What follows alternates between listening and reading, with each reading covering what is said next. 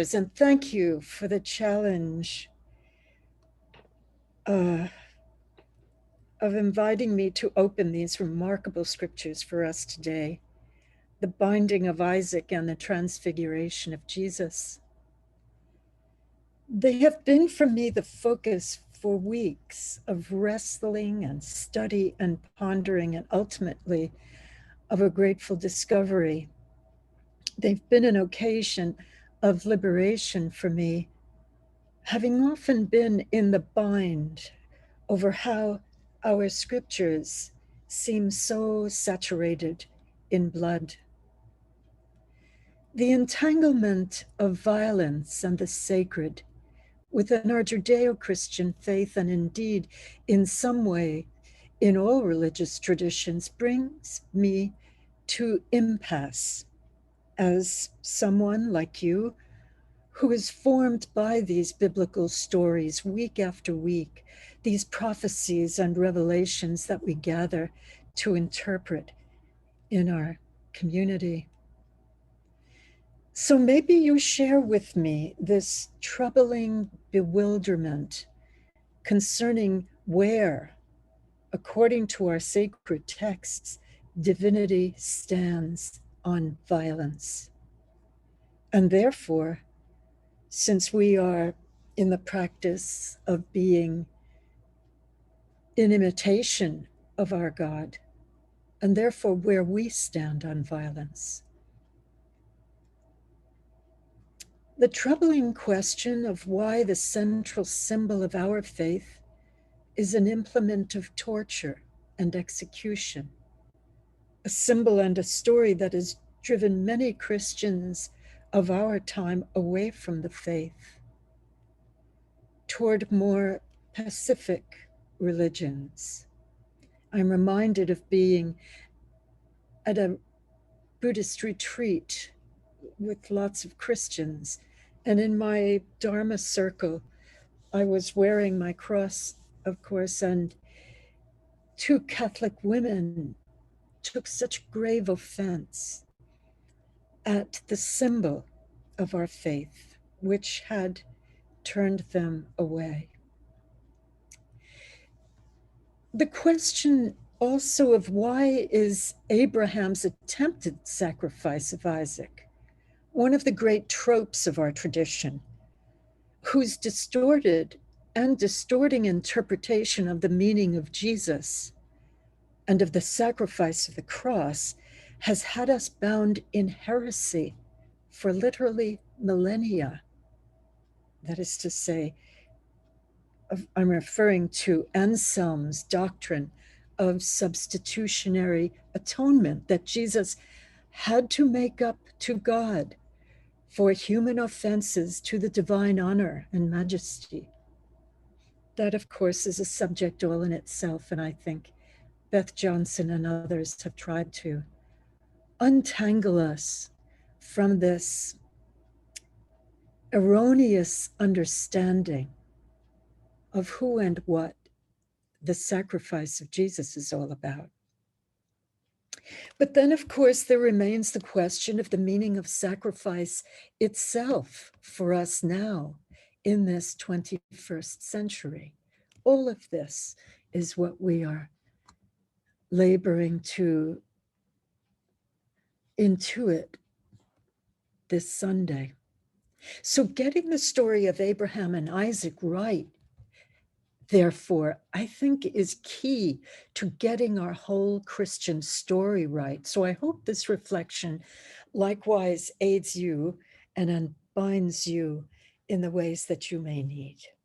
So let us begin our contemplative inquiry this second Sunday of Lent with our spiritual ancestors, our Judaic kin, Abraham and Isaac, both of whom were in an awful bind early on in our stories of beginnings, stories of Genesis. The startling and savage instance we are given to wrestle with today in the first reading is traditionally called the binding of Isaac. And it's one of the most troubling passages of the entire Tanakh, the Hebrew scriptures. On fresh hearing, if we've not grown numb to its drama and its trauma, the story makes our souls quiver and recoil at the command from what the writers of Genesis name the God, the deity who lives in Abraham's imagination, enthroned within the patriarch's archaic psyche in a domain too deep to consciously excavate. It is a zone of primal darkness, overshadowing us from our beginnings and from which we humans are still laboring to emerge into the fullness of light. This God, quote, God, likewise lived among the Canaanite peoples and commanded of them, likewise, human and animal blood sacrifice. So the pressure on the tribe of Abraham was great. Mimetic desire for the appeasement, sacrifice, for the appeasement that sacrifice promised to afford was great indeed. Let us remember that these scriptures of beginnings, this Genesis collection, are written at different times by different authors or religious schools of what becomes Israel. The story, the unfolding relationship between a vulnerable Bedouin tribe of desert people being besieged by empires on every side and a new God who has begun to emerge in their experience, not one encountered before. Genesis tells us that the God was in fact a generous deity, seeking a relationship with the human, unlike any other gods of the region or of world history, for that matter. The first book of the Torah tells the story of this divine human encounter and engagement. This Genesis God sought out ordinary people to consort with, not kings, not elites, but regular people to get to know, to marry, to covenant with. This God made the first move. This God made promises, gave blessings. But in the honesty of the story, the writers admit that the human partners were the ungrateful, unfaithful party in the relationship, and things got very, very complicated and interesting, as we know, as they unfolded. This God of Abraham, named only for now in Genesis as Most High, was unlike the deities who dwelt in the unconscious regions of the archaic human mind, where the demanding deity, the frightful deity, lives. What we in the Irish will call the mean God, the stingy, the malignant, the retaliatory God. We call him Baler. Yet the demanding deity, named or unnamed, of whom the human is forever suspicious and perhaps jealous and even secretly resentful, still lives entangled among our primordial impulses, our insecurities that breed fear and suspicion concerning life and death and the universe. But these impulses are too hardwired for us to undo directly.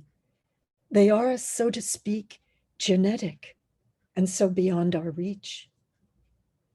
Since we can't simply unplug and we can't face off with the God, we project our rivalry onto human others, from whom to wrest our rights and our wants, with whom to compete for what, in my suffering sense of emptiness or incompletion, I desire. our species yearns to ascend and be transfigured beyond the suffering that this network of insecurity and desire generates. We long, though fear, to escape it, and we try to manage our terror of falling back into its unending chaos again and perpetually. In the beginning, those powers, the power, was gradually summarized and nominated to be the God, who simultaneously overwhelmed us, allured us, terrified us, bewildered us. And so to protect ourselves before this greater power, and in our primitive misconception of the divine, we develop stratagems of appeasement meant to placate, to pacify, to pay off, to bribe, to nourish and feed, to share power with, to celebrate, to honor, or somehow relate to this superpower. And we called these strategies religion. We were as yet human infants, utterly vulnerable to the glory of the universe, triggering all sorts of new awareness, new modes of consciousness. We struggled to make sense of ourselves as a new species among all others, with strange powers, different from the rest.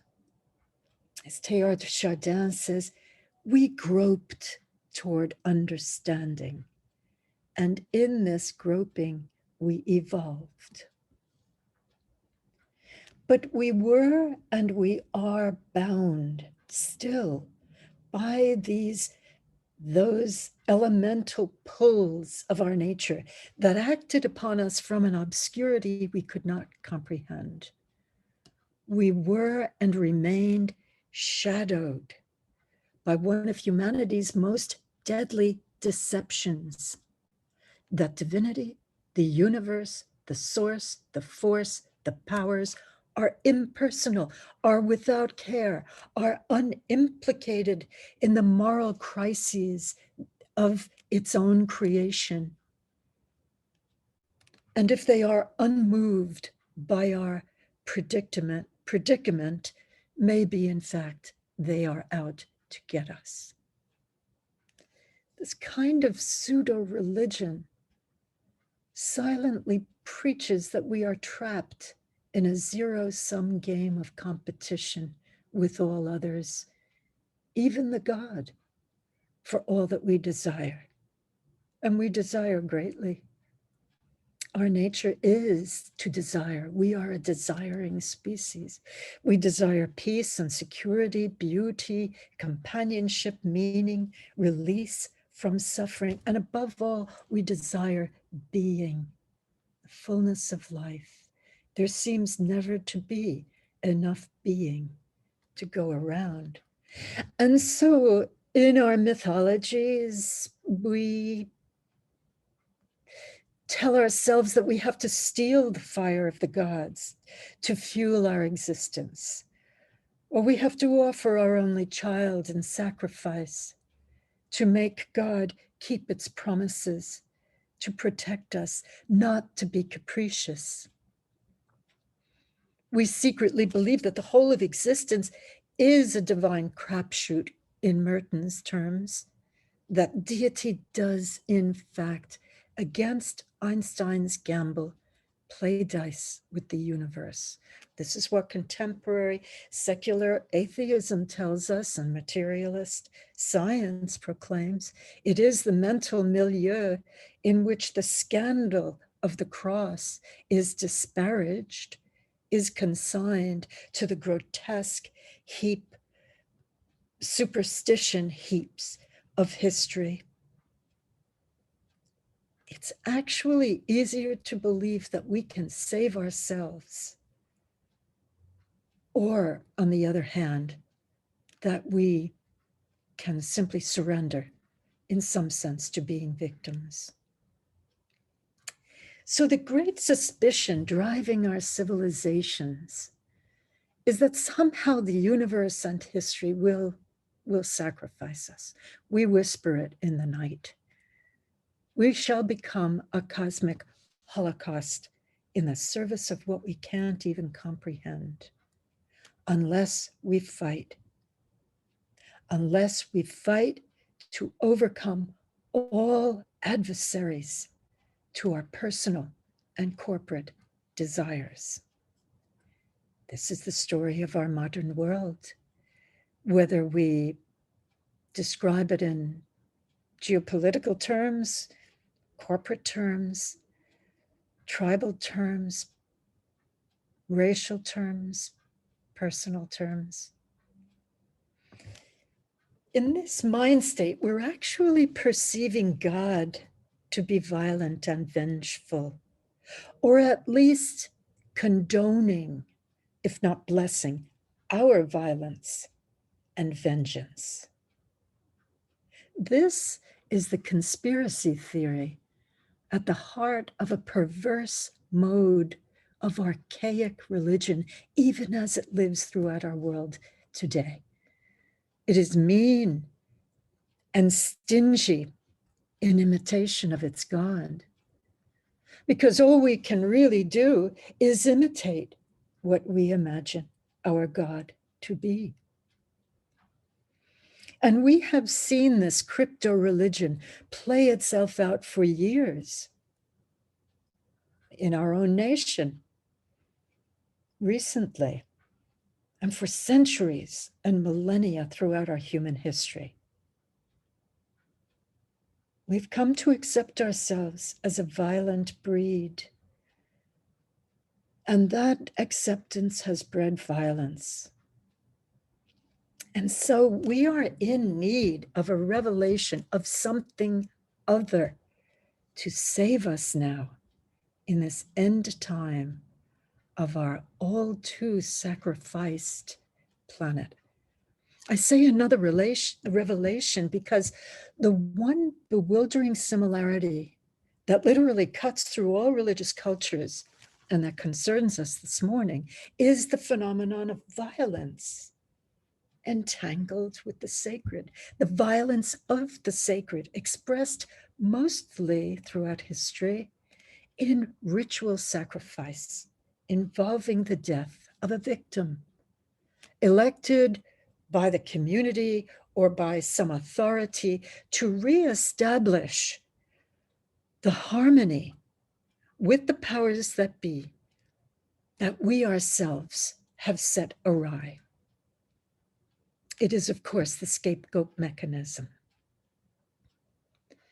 We need a victim to maintain, to sacrifice in order to maintain a mutually beneficial relationship between the human and anything considered to be sacred or powerful.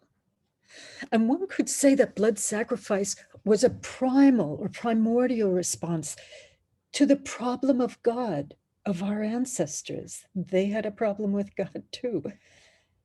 In such archaic rites, blood, the very source of life and the signature of death, flows from the human to God as a kind of protection payment. Look, deity, look and see what we would not spare to offer to you, our only child, these children, these victims, to atone for whatever it is we may have done to transgress or offend you, or to express our thanks for the gift of life itself.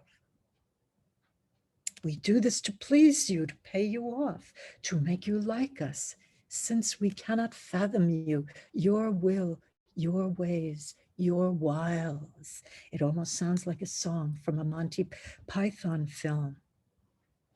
And so it began the myriad cults of blood sacrifice, the Holocaust of humans in their billions throughout our human history. We all know this.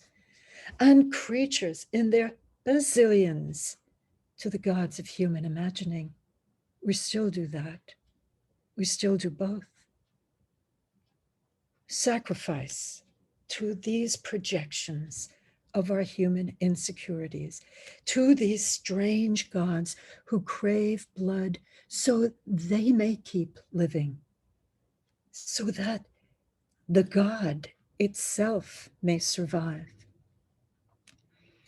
And remember, this archaic mode of false religion perdures into the postmodern secular era, even after the death of God, which we proclaimed in the last century, whose replacement is the state, the ideology, the cult, and so on.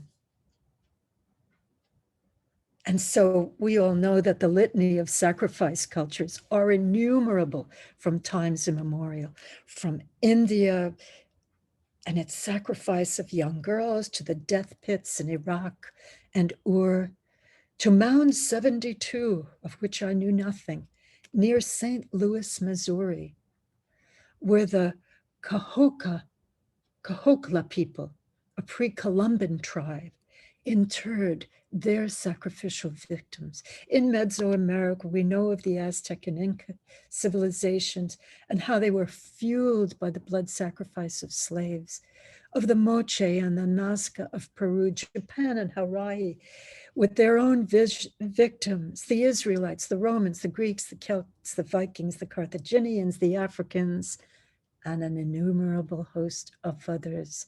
We are a violent species. No other species does this to their own. Clearly, the mythic theme of the gods requiring human blood is a dark and deeply grounded tripwire in us. And though we may argue that we postmoderns have evolved beyond such primitive thought and activity, let us realize that the mechanism that awakens the impulse to find a scapegoat to be ritually sacrificed to set our world aright is alive and well and current. Let us think of the sacrifice of Saudi dissident Jamal Ahmad Khashoggi, or Malcolm X, whom we celebrated last week, or the environmental martyrs like Berta Cáceres, or of the Kurds, or of the separated children at our border, and the list is fathomless. The religious sensibility, the prophetic sensibility, cries out, is there no rebuke to the blood trance of our species? Is there no challenge to the ubiquity of violence and torture? No renunciation that has power beyond myths that may describe the pathology, but cannot effect its healing transformation, its transfiguration? Is there no revelation in any religion that unequivocally delinks violence from the sacred, that says this God is not a murderer, does not command or condone the sacrifice of a victim? But ironically, that repudiation that we seek is right there in our first story. Shall we call it the unbinding of Isaac? It sounds the beginning of the end of the deep-seated bloodlust, blood confusion of the human.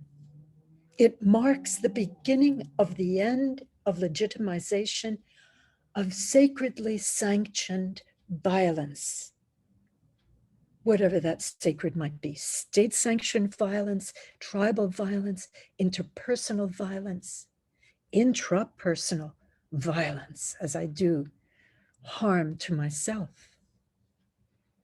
We literally witness the perceived evolution of God in this Genesis text. The Yahwist author portrays Elohim trying to liberate itself from Abraham's archaic blood-sotted projection of a sacrifice-hungry God. I mean, God is trying to be unbound by this human pathology of sacrifice. Of course, this was the practice of the Canaanite communities and tribes all around the vulnerable, new, emerging peoples of Israel. And the pressure to imitate them was, as we noted, hardwired into our nature because we are a copycat species. We become who we are by desiring the desires of another. You'll see where this comes from in a moment. But suddenly in this story, we see Abraham's God doing a major self-correct. Wait, whoa, I'm not that kind of God. I am not a murderer. Do that child no harm. And then in the text, simultaneously, Abraham likewise undergoes a radical reformation, a reformation. Okay, I will not harm my son. And that in that instance, both the God and the man agree, no more human sacrifice. We are beginning to end this pathology of violence. So this is a startling portrait of an ancient deity, a divinity who will not allow an innocent victim to be harmed. Do him no harm. This is the new command. But it will take millennia, even within Judaism, for this new commandment to do no harm, to gain traction. But the God of Abraham and Isaac and Jacob are on record, is on record, and will speak it again and again through the prophets and through the Christ. It's not your blood sacrifices that I want. Your violence makes me sick. I desire the holocaust of your heart. So even though the Genesis passage that has its roots in the blood-soaked soil and psyche, even so, through it, through this passage, we witness not a sacrifice, but an insemination. Instead of Isaac becoming victim to a capricious, demanding deity, we encounter Isaac becoming the seed of a new mode of human becoming, a seed perhaps bearing forth that DNA from the original tree of Genesis, the tree of life, the offering even Adam's God made to humans, whose leaves were medicine for the human, the seed of which, in my imagination, as I play with it, this text is Isaac. And of course, the fruition of this seed is the later son of Isaac, our Jesus, who becomes nevertheless a sacrificial seed, since all seeds are of their nature self-sacrificing in order to bring forth a new garden, a new harvest. That seed survives, though not yet thrives, in those of us who would willingly sow ourselves in our worldly killing fields as a new seed of the tree of life once again. It survives in those of us who at every turn would renounce violence that has come to name and claim our species and may be our demise. We have heard today what it is that our faith leans on.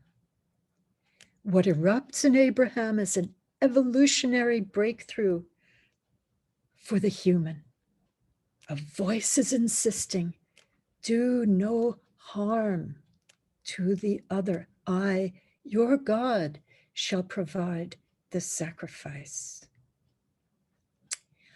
I know that I am speaking perhaps over time.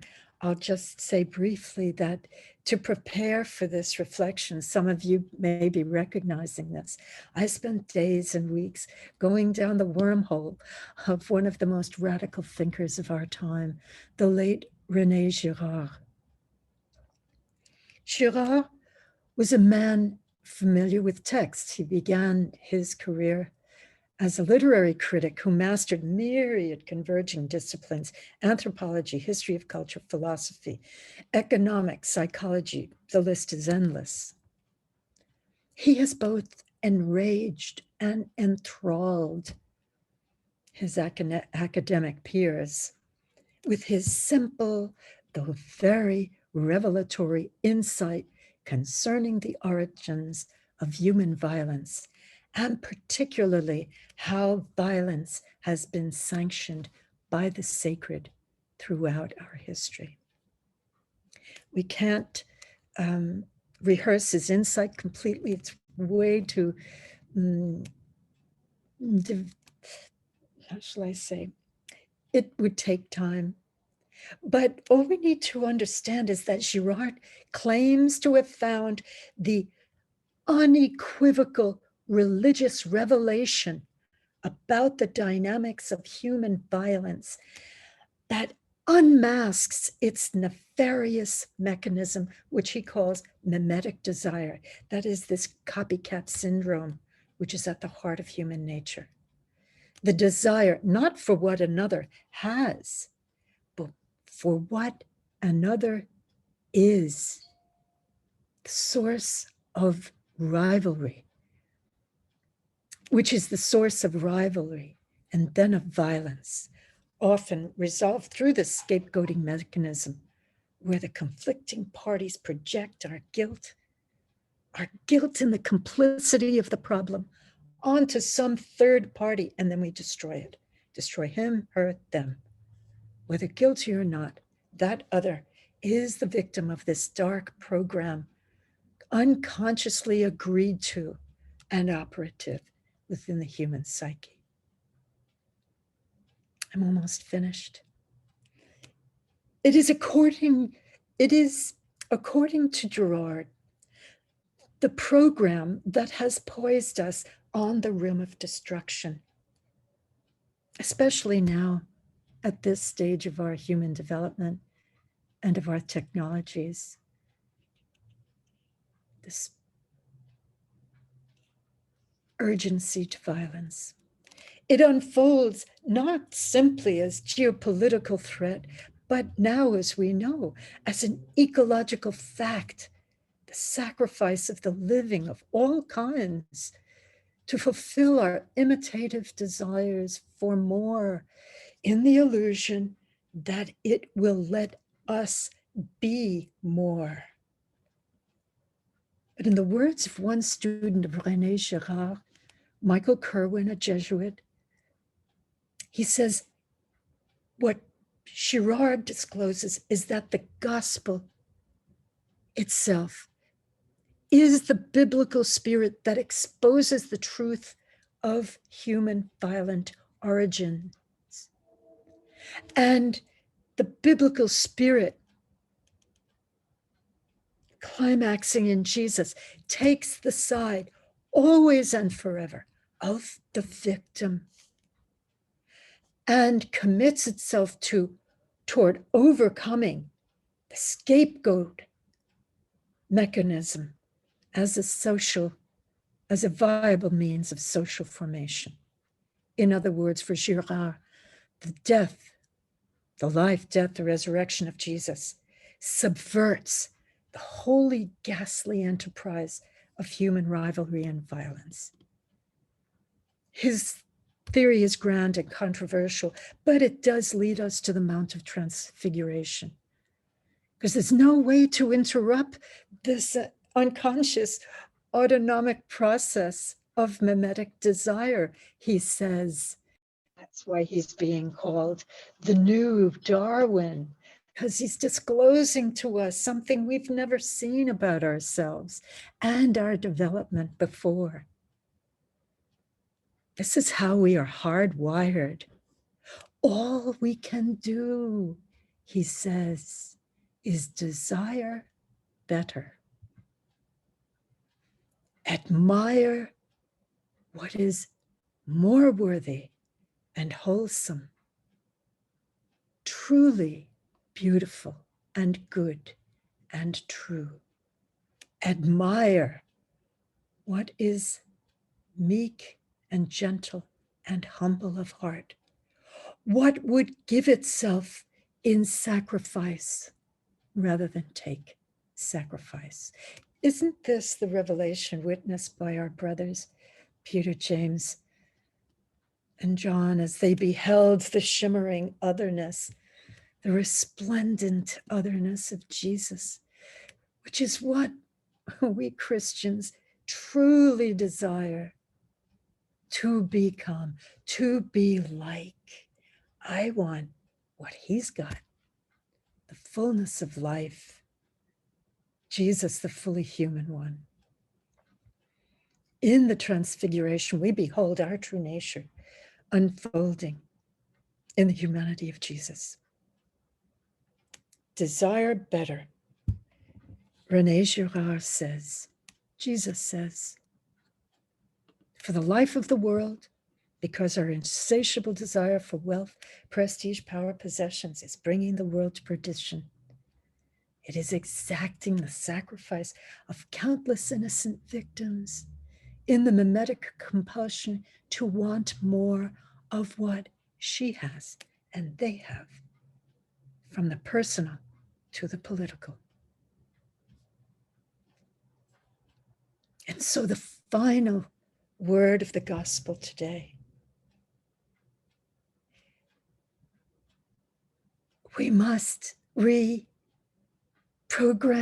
our desires.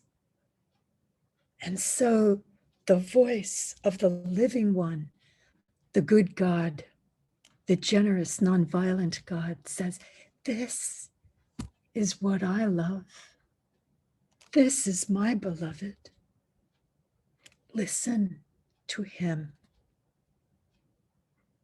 Let him guide you, teach you, imitate him. And so the great practice of Christian life, imitatio Christi, constant imitation of Christ, the self-giving sacrifice, the one who gives his life, pours it out, lets it flow for the life of the world. And so, no more a victim, but a gift. I conclude our reflection today by sharing with you a poem written by a Jesuit whose name I cannot find. I've searched, which is the first line of the poem, for its author, and I can't find it. I learned it from my muse, the woman whom I imitated in my desiring, a woman named Sister Carolyn Brown, now senior, a CND sister who went on to marry her beloved. She wrote a song, and if I could sing it for you, I'd give the world to do it, but I can't. No desire can give me the voice and the energy of that beautiful expression. But here are the words, and let's take them with us. I searched, but there was no ram in the bush to give you. I searched, but there was no ram in the bush to give you. Then you said, me. You said, me.